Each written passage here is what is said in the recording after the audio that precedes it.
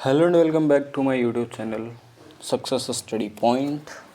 तो दोस्तों आज के हम इस वीडियो में बात करने वाले हैं क्लास 6 जो है हमारा एनसीईआरटी क्लास 6 का हिस्ट्री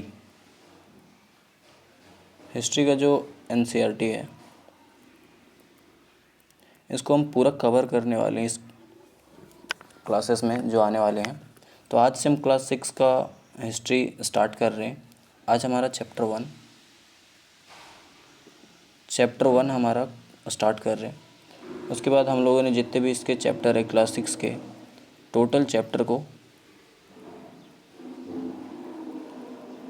वीडियो में देखेंगे, जैसे कि आज हमारा चैप्टर 1 कंप्लीट हो जाएगा। उसके बाद हम लोग चैप्टर 2, चैप्टर 3, चैप्टर 4, चैप्टर 5 जो भी है सबको हम लोग कंप्लीट करने वाले हैं। तो आज इस वीडियो में हमारा चैप्टर 1 हमारा कंप्लीट होगा। तो चैप्टर 1 हमारा क्या है इसके बारे में देख लेते हैं हम लोग। जैसे क्लास 6 का चैप्टर 1 जो हिस्ट्री का है, हिस्ट्री में है वो हमारा चैप्टर 1 आवर पास्ट। ये है हमारा बुक का नाम हिस्ट्री का। और इसका जो चैप्टर 1 है, चैप्टर 1 उसके बारे में हम लोग देख लेते हैं।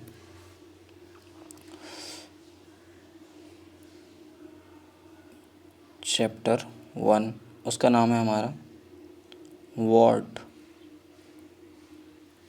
Where, how and when. ये हमारा चैप्टर 1 का नाम है, what, where, how and when. तो हम लोग सबसे पहले स्टार्ट करने वाले हैं कि जो लोग थे हमारे उस समय के लोग, जो पहले ज़माने के लोग थे वो रहते कहाँ थे।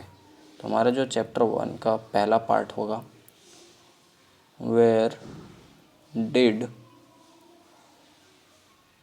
पीपल लिव या फिर live, where did people live. तो इसका हम एक ग्राफ बना लेते हैं, इससे हम लोग समझेंगे। तो सबसे पहले आप लोग भी ग्राफ बना लीजिए।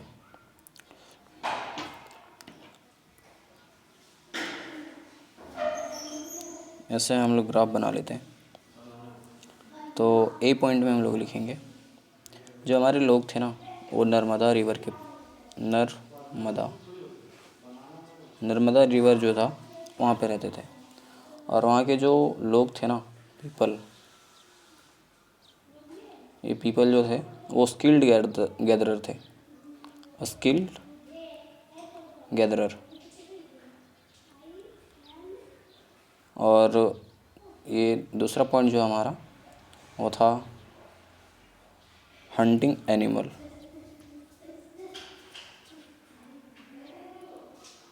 स्किल्ड गैदरर थे और हंटिंग एनिमल मतलब वो जानवरों को मार के खाया करते थे। और इसका बी पॉइंट हम लोग देख लेते हैं। ये ए हो गया, उसके बाद हम लोग बी पॉइंट देखते हैं इसका।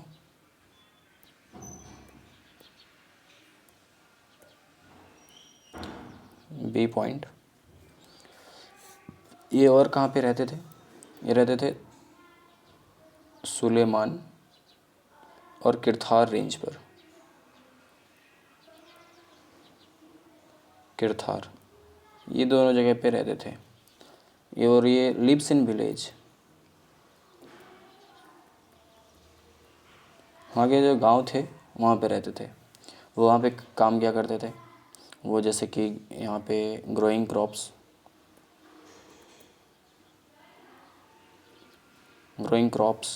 जैसे में इसमें क्या करते थे, क्या ग्रो करते थे, जैसे कि हो जाएगा हमारा वीट, बार्ले।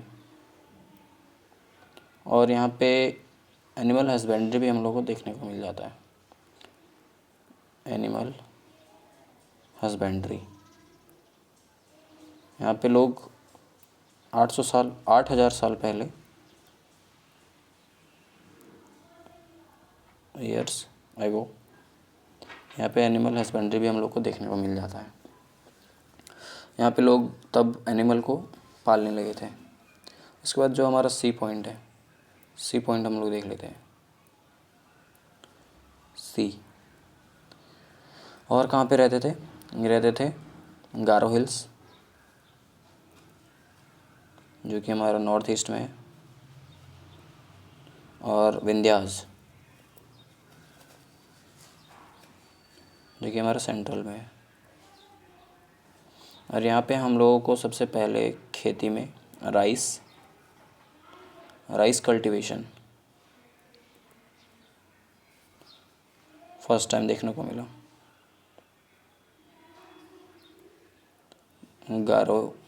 गारो हिल्स में और विंध्यास में, विंध्यास में हम लोगों को राइस कल्टीवेशन फर्स्ट टाइम देखने को मिला। उसके बाद जो हमारा डी पॉइंट है उसके बारे में बात कर लेते हैं। डी पॉइंट और कहाँ पे रहते थे लोग, और रहते थे हमारे इंडस, जिसको हम सिंधु बोलते हैं, इंडस और उसकी ट्रिब्यूटरीज, उनकी जो सहायक नदियाँ थी वहाँ पे लोग रहते थे।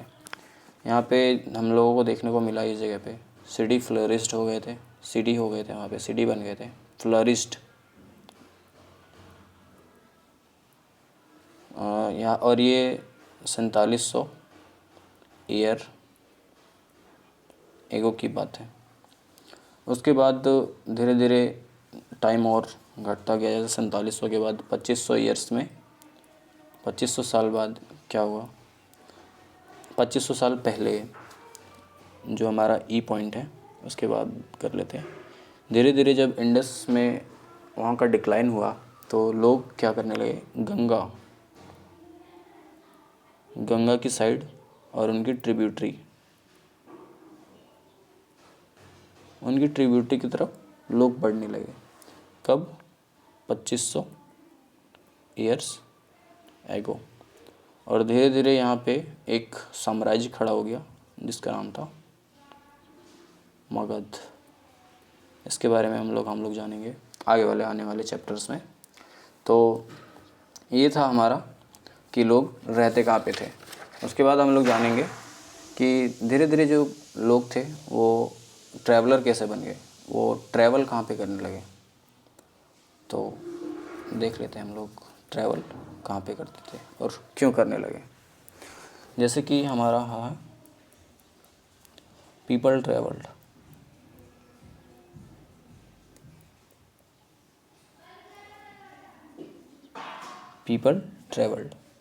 जैसे कि वन पार्ट ऑफ सब कॉन्टिनेंट, एक पार्ट सब कॉन्टिनेंट का एक पार्ट से अदर पार्ट ऑफ सब कॉन्टिनेंट।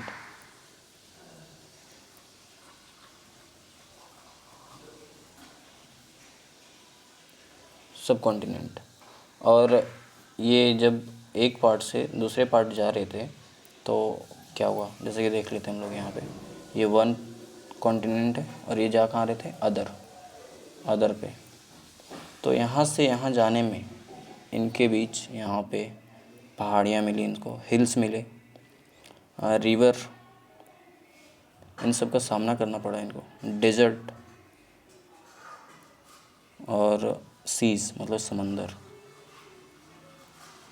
इन सारी चीज़ों को क्रॉस करना पड़ा, तब ये एक सब कॉन्टिनेंट से दूसरे सब कॉन्टिनेंट में गए थे। एक पार्ट यहाँ पे नोट हम लोग डालेंगे, their journey was not easy. ये जो हमारे एनसीईआरटी में है उसके बारे में हम लोग देख रहे हैं। तो जब ये एक पार्ट से दूसरे पार्ट में गए, एक कॉन्टिनेंट से दूसरे कॉन्टिनेंट में, तो वहाँ पे इसका आउटकम जो निकल के आया, उसमें क्या हुआ, इंटरमिंगलिंग ऑफ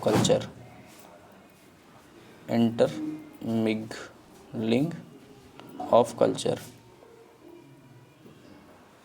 तो जैसे कि एक पार्ट से अगर आप कहीं दूसरे पे जा रहे हो तो यहाँ पे जब जाओगे तो आप यहाँ पे अलग खाना बनाते होगे। जैसे कि यहाँ पे हम लोग दाल चावल बना रहे हैं, अगर हम लोग साउथ की तरफ जाएंगे तो वहाँ पे इडली हम लोग को ज़्यादा देखने को मिलता है। इसी तरह से एक पार्ट से दो पार्ट में अगर जा रहे हैं, अगर एक सब कॉन्टिनेंट से दूसरे सब कॉन्टिनेंट में, तो यहाँ पे हमारे कल्चर का आदान प्रदान हुआ। जैसे कि हम लोग अलग तरह के कपड़े पहनते हैं। हम लोग जैसे कि मान लेते हैं ये इंडिया है, तो इसके ऊपर और नीचे साइड में हम लोग बहुत डिफरेंसेस देखने को मिलते हैं। जैसे कि हम लोग का लद्दाख कश्मीर तरफ देखते हैं तो यहाँ पे हम लोगों को पश्मीना शॉल देखने को मिलता है, वहाँ पे ज़्यादा चलता है। उसी तरह से अगर हम लोग साउथ में आते हैं तो यहाँ पे हम लोग को लुंगी देखने को मिलता है। और भी इनका जो लैंग्वेज है वो यहाँ पे अलग देखने को मिलता है। यहाँ पे हम लोग को तमिल देखने को मिलता है। तो ये सारे चीज़ होते रहते हैं। तो यहाँ पे जब एक पार्ट से एक सब कॉन्टिनेंट से दूसरे सब कॉन्टिनेंट में लोग जा रहे थे तो यहाँ पे हम लोगों का इंटरमिंगलिंग ऑफ कल्चर देखने को मिला। और उसके बाद जब पीपल का मूवमेंट हुआ,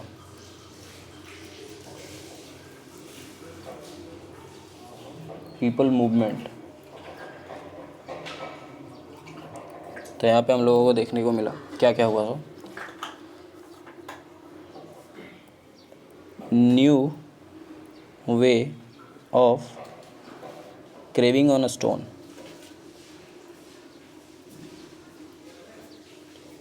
मतलब कि जो हमारी लिखने की कला थी स्टोन पे, वो नया तरीका मिला।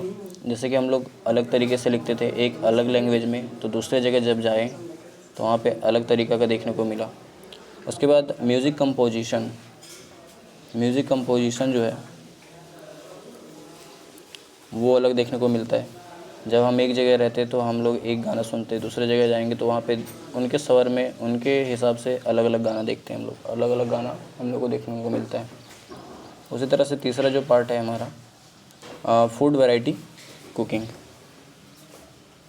जब अलग जगह जाएंगे तो हमारा फूड जो है चेंज होगा ही। जैसे कि हम लोगों ने अभी बात किया कि अगर हम लोग बिहार की साइड देखते हैं तो यहाँ पे चावल जो राइस है वहाँ पे ज़्यादा चलती है।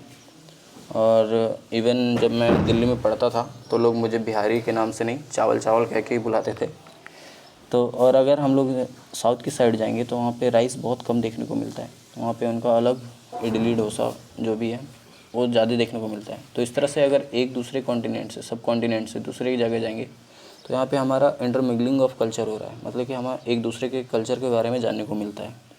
तो ये था हमारा पीपल मूवमेंट।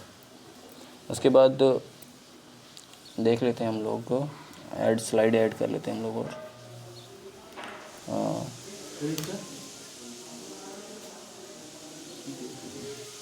स्लाइड ऐड करते हैं।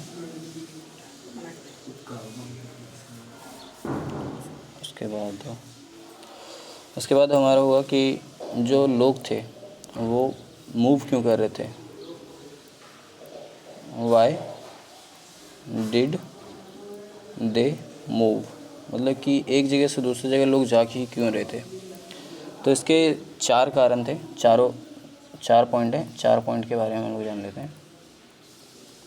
पहला पॉइंट है हमारा जो मैन और वुमेन थे, मैन और वुमेन, वो अपने इन सर्च ऑफ लाइवलीहुड, मतलब कि उनको, जैसे कि मान लो एक जगह पे हम लोग रह रहे हैं, यहाँ पे जो इसके आसपास के चीज़ें हैं, फल फ्रूट सारी चीज़ हम लोग ख़त्म कर देंगे। पानी जो है अगर एक समय पे सूख जाए तो हम लोग धीरे धीरे यहाँ से चेंज होकर दूसरे जगह जाएंगे ही ना, तो अपने लाइवलीहुड की तलाश में इधर उधर जाते थे। इसी का दूसरा पॉइंट है हमारा,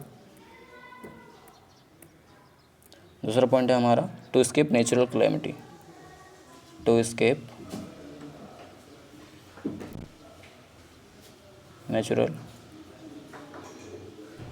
कैलेमिटी, इसमें क्या होता है कि अगर सूखा पड़ गया, जैसे कि ड्राउट्स पड़ गया या फिर फ्लड आ गए,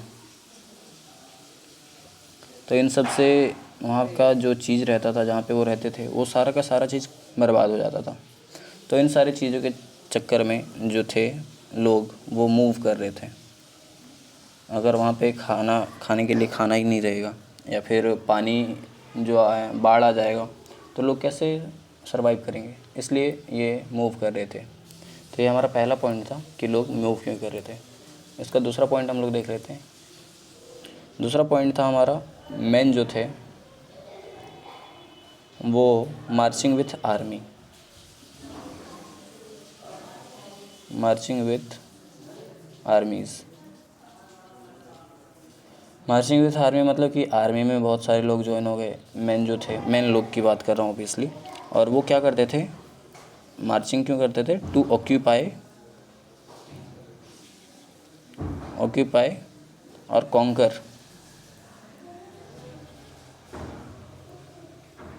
कॉन्कर्स अदर्स लैंड। मतलब कि लोगों की जो ज़मीनें थी उनको कॉन्कर कर रहे थे, उनको ऑक्यूपाई कर रहे थे, स्पेशली मैन की बात कर रहा हूँ। और धीरे धीरे वहाँ पे जाके अपने घर बसा लिया करते थे। तीसरा जो है हमारा पॉइंट, ये दूसरा पॉइंट था कि लोग क्यों मूव कर रहे थे। तीसरा पॉइंट है हमारा मर्चेंट्स। मर्चेंट्स मतलब क्या है, हमारा व्यापारी। व्यापारी की बात कर लेते हैं हम लोग। तो ये क्यों मूव करते थे, और ये मूव करते थे ना, तो ये अपने कारवां में मूव करते थे। कारवां मतलब कि अपना एक काफ़िला, और उसमें मूव करते थे क्योंकि वो बेचा करते थे अपने सामान को। व्यापारी मतलब क्या, सामान बेचने वाले ही लोग। तो वो अपने जो कारवां थे, ऊँटों की कारवां जो होती है, उनमें क्या करते थे, अपने सामान को लाद दिए जाते थे, मतलब कि कैरिंग वैल्यूएबल गुड्स। गुड्स मतलब यहाँ पे अच्छा नहीं है, गुड्स का मतलब यहाँ पे सामान होता है। मैं इसलिए बता रहा हूँ क्योंकि आप 6 क्लास के हो, मेरे वीडियो 6 क्लास के ही लोग देखेंगे। ऐसा भी हो सकता है कि बहुत अच्छे अच्छे जो जिनको जानकारी चाहिए होंगी वो तो देखेंगे ही। तो ये गुड्स का मतलब सामान होता है। तो जो व्यापारी लोग थे अपने सामान को बेचने के लिए अपने सामान को इधर से उधर ले जाया करते थे, और इस कारण से मूव करते रहते थे। तीसरा जो ये पॉइंट था, उसके बाद हमारा चौथा पॉइंट होगा रिलीजियस टीचर। जो हमारे रिलीजियस टीचर्स थे वो भी मूव कर रहे थे। क्यों कर रहे थे भाई, moving village to village, village to village. क्यों, क्योंकि उनको वहाँ पे रुक के इधर से उधर जा रहे थे वो, और वहाँ पे रुकते थे गाँव में, स्टॉप टू गिव इंस्ट्रक्शन। उनको अपना ज्ञान देते थे कि जो रिलीजियस टीचर थे कि ऐसे नहीं जीना चाहिए, ये नहीं करना चाहिए, या फिर और मतलब कि कैसे अपनी ज़िंदगी को जीना है, इस सब के बारे में बताया करते थे रिलीजियस टीचर। इसलिए वो मूव करते रहते थे। आई होप ये वीडियो यहाँ तक आप लोगों को समझ में आया होगा। उसके बाद हम लोग जान लेते हैं आवर लैंड, जो हमारी धरती है, जो हमारा इंडिया है, उसके बारे में। आवर लैंड, आवर लैंड में क्या है, हमारा जो इंडिया, ये इंडिया जो वर्ड है ना, ये आया कहाँ से, तो ये आया था, comes from the word Indus. Indus से हमारा इंडिया शब्द आया था। इंडस को हम संस्कृत में सिंधु बोलते हैं। और जो ईरानियंस थे हमारे देश में, जब ईरानियंस एंड ग्रीक्स, ये हम लोग को किस नाम से जानते थे, हिंदोस, हिंदोस और इंडोस। हिंदोस और इंडोस के नाम से ईरानियन और ग्रीक जो थे हम लोग को जानते थे। यहाँ से भी हम लोग का इंडोस से भी इंडिया पड़ गया नाम। उसके बाद जो दूसरे साइड रहते थे, दूसरे तरफ जो लोग रहते थे, उनको भारता बोला जाता था। भारत भी हम लोगों का नाम ही है, जो इंडिया का नाम ही है भारत, और भारत का नाम ही है इंडिया। तो भारत कैसे पड़ा नाम, उसके बारे में देख लेते हैं। भारता, भारत नहीं था, ये था भारता। भारता जो था वो यूज़ होता था for group group of people जो थे north west, NORTH, north west में जो लोग रहते थे उनके ग्रुप को, लोगों के ग्रुप को भारता कहा जाता था। और इसका जो मेंशन है, इसका जो मेंशन कहाँ मिलता है हम लोग को देखने को, इसको ऋग्वेद में भारता शब्द हमें मिलता है, इसका मेंशन जिक्र किया हुआ मिलता है। उसके बाद ऋग्वेद में इसका मेंशन मिलता है। उसके बाद हम लोगों को पता है लेटर में बाद में इस वर्ड को यूज़ किया जाने लगा हमारे कंट्री के लिए, इंडिया के लिए, भारत। उसके बाद हम लोग देख लेते हैं जिसके इतने चीज़ जो है, जो हम लोगों ने देखा कि पीपल मूव कर रहे थे, पीपल यहाँ से वहाँ जा रहे थे, मूवमेंट कर रहे थे, ट्रैवल कर रहे थे। उसके बाद पीपल कहाँ कहाँ पे रह रहे थे, हमारे जो लैंड है उसके बारे में कहाँ से इसकी जानकारी मिलती है हमें। इसकी जानकारी तो कहीं से मिलती होगी ना, तभी तो मैं बता रहा हूँ, किताबों से मिलती है। तो किताबों से मिलती है तो कौन से किताबों से मिलती है, इसके सोर्सेस क्या क्या थे, उसके बारे में हम लोग बात कर रहे हैं आज। तो जैसे कि हम लोग जानते हैं कि 3 सोर्स हैं इसके, 3 वे सोर्सेस इसको बोल सकते हैं। सोर्सेस 3 सोर्सेस हैं जहाँ से इनकी जानकारी हमें मिलती है। पहला जो सोर्स है हमारा वो है मैन्युस्क्रिप्ट।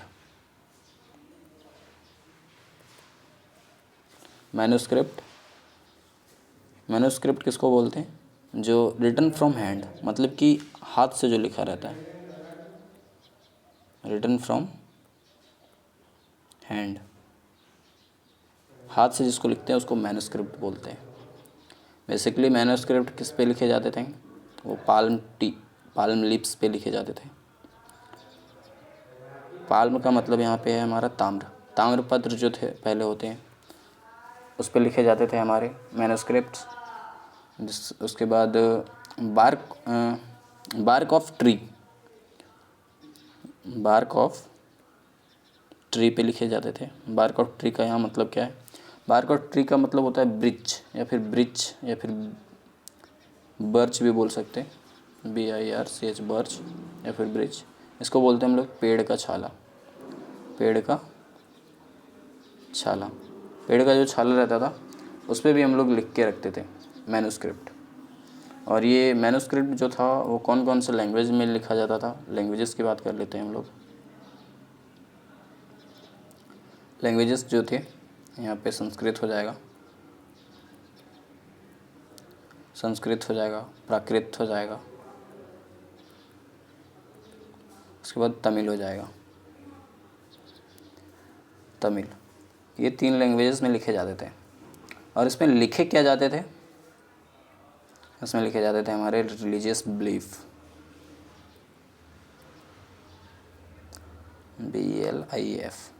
बिलीफ, रिलीजियस बिलीफ लिखे जाते थे। जैसे कि इसमें पहला पॉइंट है हमारा लिप्स ऑफ किंग, मतलब कि जो राजा के जीवन के बारे में, कि वहाँ के राजा जो थे उस समय के जो भी रहते होंगे उनके जीवन के बारे में लिखा जाता था। एपिक महाकाव्य बोल सकते हैं इसको। उसके बाद पोएम, कविता लिखी जाती थी।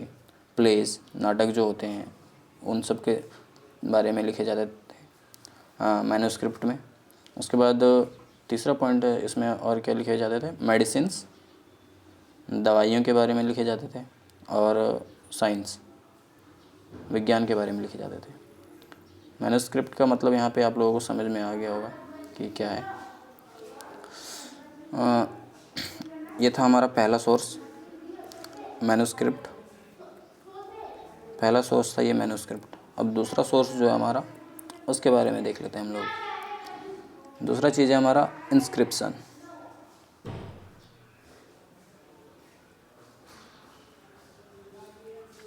इंस्क्रिप्शन मतलब कि अभिलेख। जो अभिलेख है वो अभिलेख लिखे जाते थे।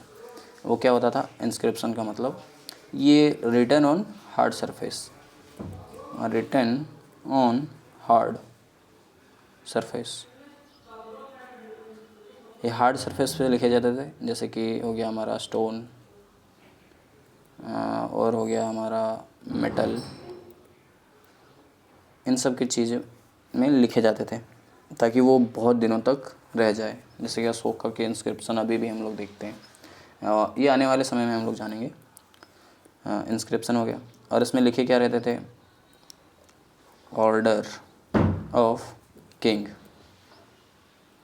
उसमें जो राजा रहते थे उनके आदेशों के बारे में लिखा रहता था ताकि वो जो लोग वहाँ के हैं उन्हें देख सके, सी, रीड और ओबे, उनको देख सके, पढ़ सके और उनके नियमों का, ऑर्डर को, आदेश को पालन भी कर सके। और भी उसमें चीज़ लिखे रहते थे, जैसे कि उनमें लिखे रहते थे विक्ट्रीज ऑफ किंग, लेकिन जो राजा अपने बैटल को, विक्ट्रीज ऑफ बैटल्स, किंग नहीं बैटल्स होगा, विक्ट्रीज ऑफ बैटल्स मतलब कि जो राजा अपने बैटल, जो अपने युद्ध जीतते थे उनके बारे में भी इंस्क्रिप्शन में लिख देते थे। ये हमारा दूसरा सोर्स इंस्क्रिप्शन। तीसरा सोर्स है हमारा आर्कियोलॉजी। आर्कियोलॉजी मतलब पुरातत्ववेद, पुरातत्व।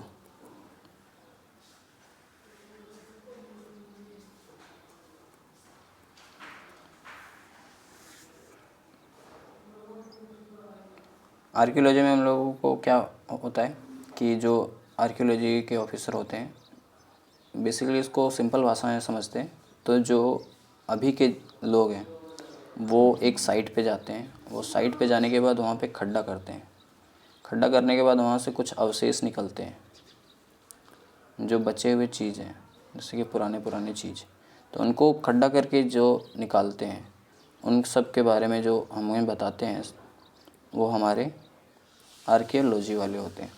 तो जब ये आर्कियोलॉजी वाले एक्सवेट करते हैं, मतलब खड्डा करते हैं, तो वहाँ पे इन लोगों को क्या मिला, बोन्स मिले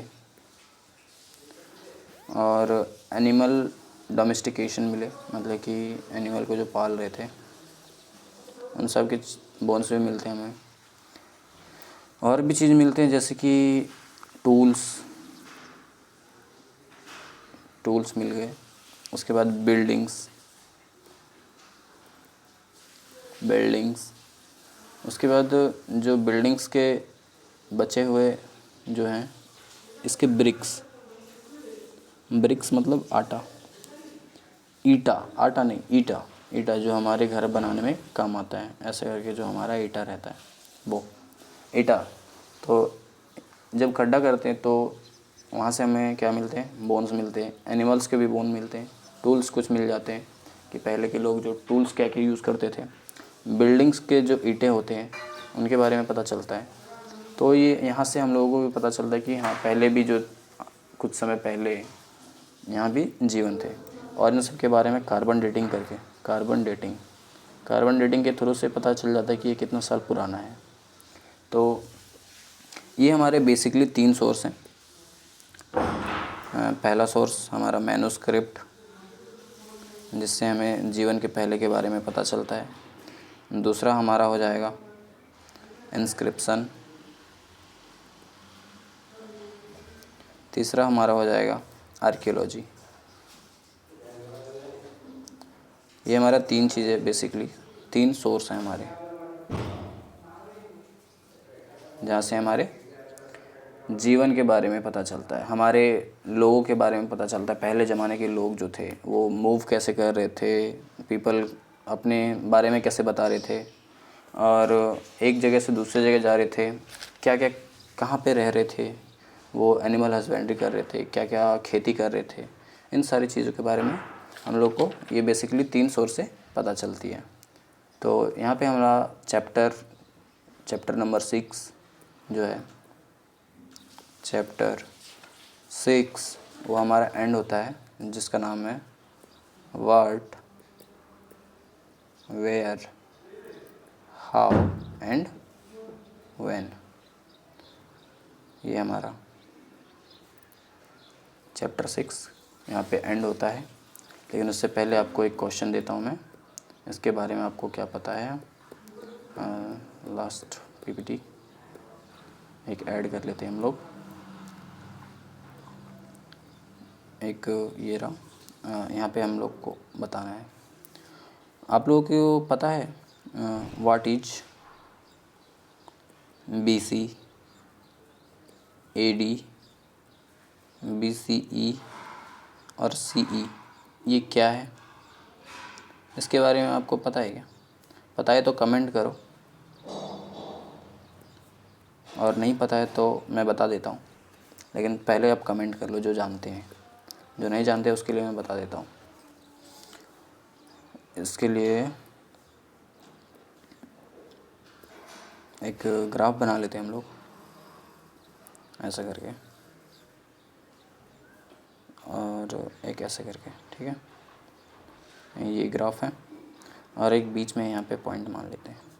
तो ये जो बीच वाला हमारा पॉइंट है ना, इसको हम लोग मान लिए हैं बर्थ ऑफ जीसस। इस बीच वाले पॉइंट को बर्थ ऑफ जीसस। उसके बाद यहाँ से इधर वाली चीज़ को हम लोग AD बोलते हैं, मतलब कि एनो डोमिनी, और C का मतलब कॉमन एरा या फिर करंट एरा।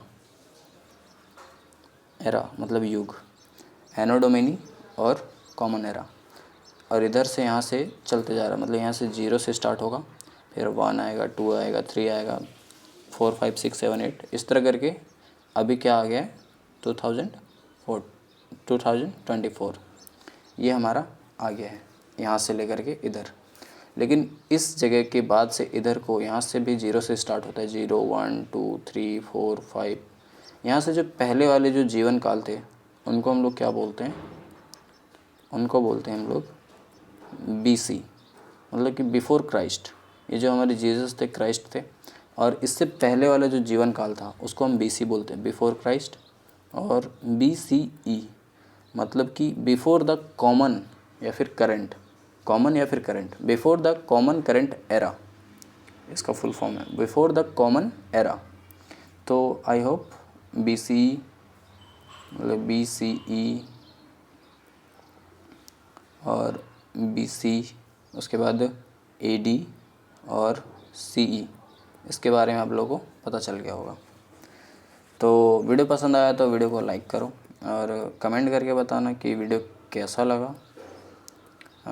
आई होप आप लोग वीडियो पसंद किए होंगे।